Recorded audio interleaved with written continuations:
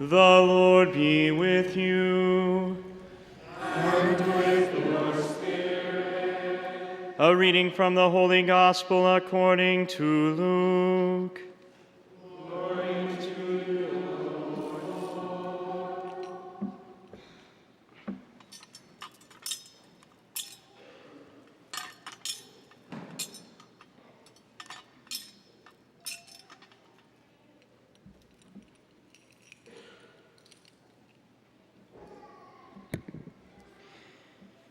Jesus said to his disciples, "A rich man had a steward who was reported to him for squandering his property. He summoned him and said, 'What is this I hear about you? Prepare a full account of your stewardship, because you can no longer be my steward.' The steward said to himself, 'What shall I do, now that my master is taking the position of steward away from me? I am not strong enough to dig, and I am ashamed to beg. I know what I shall do, so that when I am removed from the stewardship, they may welcome me into their homes.' He called in his master's debtors one by one. To the first he said, 'How much do you owe my master?' He replied, 100 measures of olive oil.' He said to him, 'Here is your promissory note. Sit down and quickly write one for 50. Then to another the steward said, 'And you, how much do you owe?' He replied, 100 cores of wheat. The steward said to him, 'Here is your promissory note. Write one for 80. And the master commended that dishonest steward for acting prudently. For the children of this world are more prudent in dealing with their own generation than are the children of light. I tell you, make friends for yourselves with dishonest wealth, so that when it fails, you will be welcomed into eternal dwellings. The person who is trustworthy in very small matters is also trustworthy in great ones. And the person who is dishonest in very small matters is also dishonest in great ones. If therefore you are not trustworthy with dishonest wealth, who will trust you with true wealth? If you are not trustworthy with what belongs to another, who will give you what is yours? No servant can serve two masters. He will either hate one and love the other, or be devoted to one and despise the other. You cannot serve both God and mammon." The Gospel of the Lord. Praise to you, Lord Jesus Christ.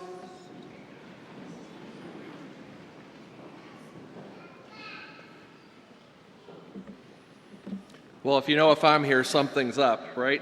But you'll find out. But first of all, let's look at our gospel passage.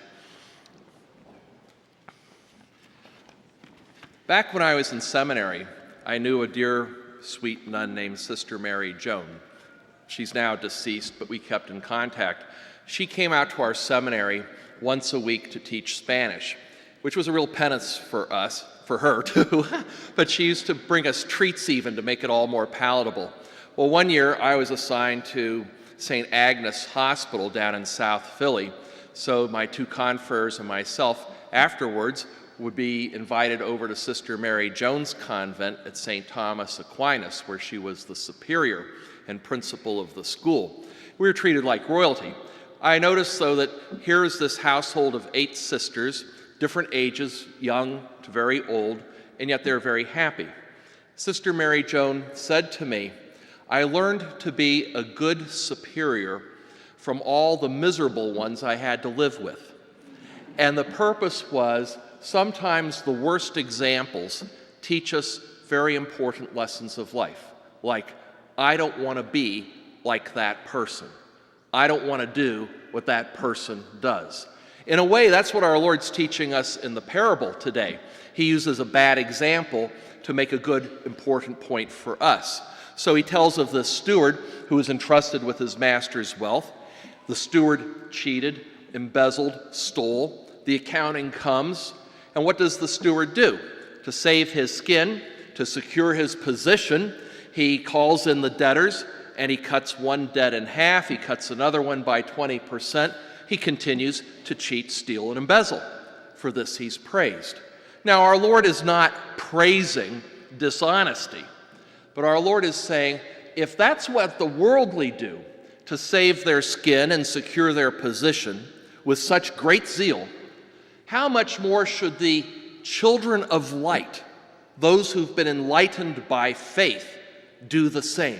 Shouldn't we have that kind of great zeal to save our soul? So our Lord is telling you and me that we have to always make sure we're striving for holiness. We're really striving to be that best version of ourselves, meaning created in God's image and likeness, redeemed by our Lord, as someone who's been baptized and confirmed. We ought to be striving not only to live the kingdom now, to live a life of grace, but to look forward and try to secure our position in heaven, because judgment does come. Our Lord warns us, though, not to give in to mammon. Our Lord says you cannot serve two masters. You cannot serve God and mammon. Mammon was like this Jewish catchword for everything, anything that displaced God. It could be money, material things, position, power, authority, social status, whatever it was. So our Lord is saying that we always have to keep the priorities straight. God has to come first. And then, if you're married, your spouse, or for like a priest, your people that are entrusted to your care, your priesthood. And then, if you're a parent, your children come next, your family life. And then after that, everything else ought to fall in place. Too often times, though, we flip it, and something of mammon takes the priority. The job, the wealth, the pursuit of happiness, whatever it may be. So our Lord is reminding us, keep the priorities in order. Otherwise, you set yourself up for destruction, and judgment does come. I think back of when I was at my first assignment, so this must have been around 1987, 88. I married many people, but I did this one couple, performed their marriage, and she was actually a convert, went through the inquiry class. Then I didn't see anything of them until about 10 years later. I was at another assignment and pastor at Queen of Apostles. So after Mass, I saw this young man standing in the back. He says, "Father, do you remember me?" I said, "Well, you look familiar, but I can't really put a name with a face, so what's your name?" And he told me. I said, "Oh, yes." And he said that I had married him and his wife way back 10 years ago. I said, "Good. Well, how's everything going?" He said, "Awful.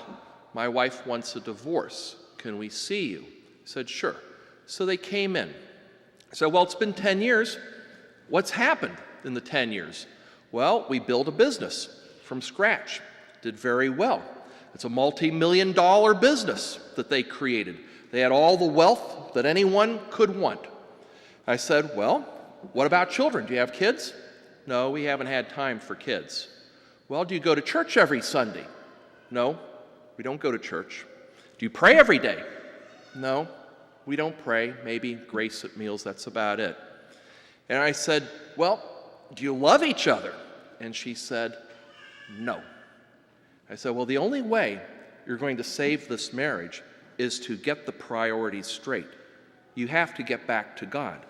And you have to put God first and then focus on your marriage and make sure God is part of your life." And I suggested counseling, special programs. I said, "If you want to, think about this. I'll meet with you again." I never heard from them again. Sad, but that's what mammon does. We think we can have this kingdom, secure this position, have everything we want, but in the end, it's all going to collapse. God has to be first. So my brothers and sisters, with all of that said, we have, once again, as we do every year in our parish, Commitment Sunday.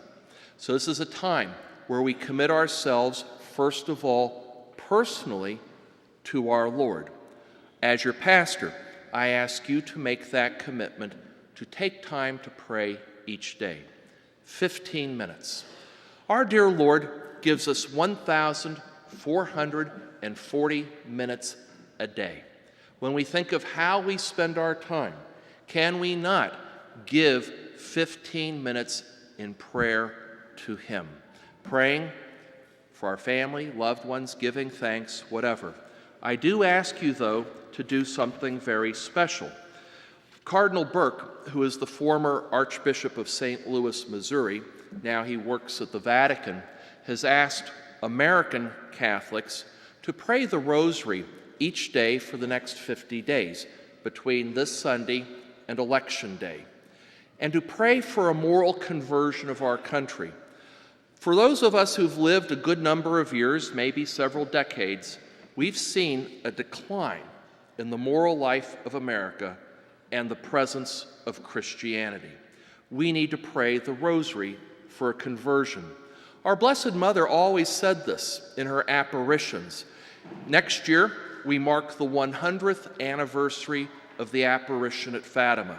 In 1917, our Blessed Mother appeared to the 3 children in Portugal, Fatima, and there she told them, pray the Rosary for the conversion of the world. Tell the people to do this.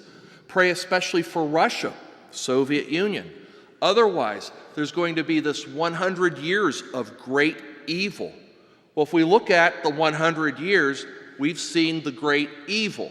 And next year, not to be too apocalyptic here, but next May 13th, 2017 marks the 100th year. Sometimes I wonder, is our Lord going to say, enough, judgment's coming? So pray the Rosary. If you need a little help, we have these booklets available on the tables near the entrances. They tell you how to do it. They also have the different mysteries and a little meditation. So take one per family so that we have enough for everyone. It only takes 15-20 minutes. You could even do this on the way to work as you're driving. You could do this as a family together. If you have little ones, maybe a decade, but pray the Rosary. And along with that, feed your soul with that 15 minutes of reading or spiritual work of some kind, a reading. So, as you know, announced a couple of weeks ago, we subscribe to this website called Formed. We have a parish code. All you do is enter into it. You can download numerous talks, articles, all kinds, movies, all kinds of things. Do something to enrich your soul. Again, I know many of you commute to work. Well, instead of listening to the radio, listen to something spiritual. You can have a spiritual book, some kind of a meditation, but take that time. Secondly, then, commit your family to our Lord. To have a strong church, we need strong marriages and families. So make that commitment to pray as a family each day. The commitment to come to Mass, to help your kids with the religious education homework. It can't just be once a week at religious ed or even at our grade school. Help them. Also, commit yourself to eating dinner together. More and more studies, like at the University of Michigan, show that if families would just eat dinner together without the electronics 4 to 5 times a week, the rates for teenage pregnancy, high school dropout, alcohol abuse, drug abuse, all decline dramatically. Why? Because the families together, talking, and God willing, our Lord is there too. Make that commitment. But then with that, commit yourself to our parish. So this is Commitment Sunday. Downstairs after Mass, you can go down for pancakes. We have the different groups that are having presentations there. Ask yourself, what do you do to make this parish your home? Now, it's good you're here at Mass, but what do you do to volunteer? Because after all, so much of it is about volunteers. We have our Knights of Columbus, for instance, great men's group. They provide the pancakes, they run the food drive. Our Ladies of Hope do Donut Sunday. They offer many retreats, programs like Endow for the women of our parish. The choir can always use more members. I know some of you must be able to sing. You don't have to sing as well as Father Farrell, but you probably sing better than I do. You could join the choir. You know, God gave you a voice. Give it back to him. Join the choir. So, other organizations, the youth group. We have a wonderful youth group that meets on Tuesdays. Father Farrell's our official youth minister. Good young adults there to be good examples. Good way to meet other Catholic friends. It's also good to see young people, the teenagers who may be serving as lectors, the servers, or ushers. Get involved. It's your parish. We need the help. So think about what you can do. Go to those organizations. One other organization to mention would be the Legion of Mary. This group is a spiritual group, but they go out after 9 o'clock Mass to visit our homebound or the people in the nursing homes. They also go evangelizing, door to door, talking about our faith or offering material. Think about the Legion of Mary. Great organization. Beyond that commitment of your time and talent, though, think of treasure.